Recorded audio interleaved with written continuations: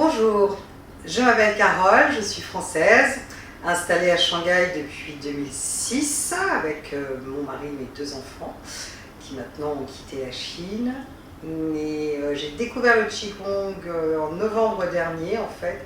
J'ai pratiqué le Qigong en novembre dernier par l'intermédiaire de mon fils qui a en fait rencontré Léon, qui est maître de Kung Fu, et ça a été une révélation, une rencontre incroyable. Et donc mon fils Clément a été complètement fasciné et donc m'a transmis le désir de pratiquer cet art.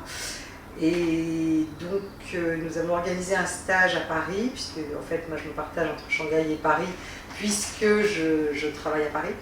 Et en novembre dernier, donc un stage, Léon est venu en France, puis à Londres, enfin il a fait une petite tournée européenne, mais à Paris il a donc organisé un stage pour novices complet, adultes, avec moi.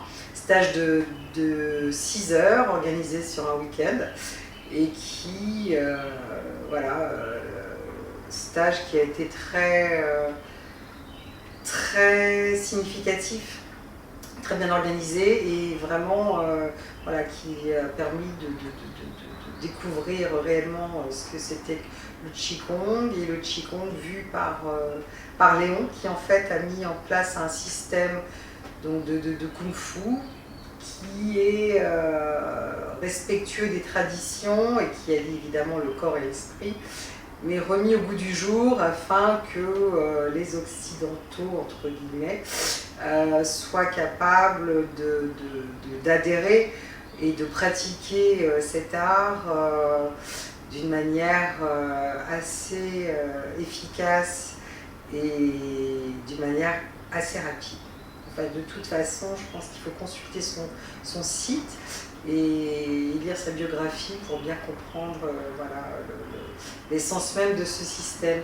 Moi, je peux juste témoigner de ce que j'ai vécu. Donc, ce stage était très intéressant. Et en fait, je continue les cours avec Léon quand je suis à Shanghai, d'une manière hebdomadaire. Donc, des cours de 90 minutes qui poursuivent, puisqu'en fait, il y a des niveaux. Mais voilà, je ne rentre pas dans les détails parce que le côté technique, je laisse le maître en parler, ou je vous laisse consulter les écrits pour avoir vraiment les informations précises.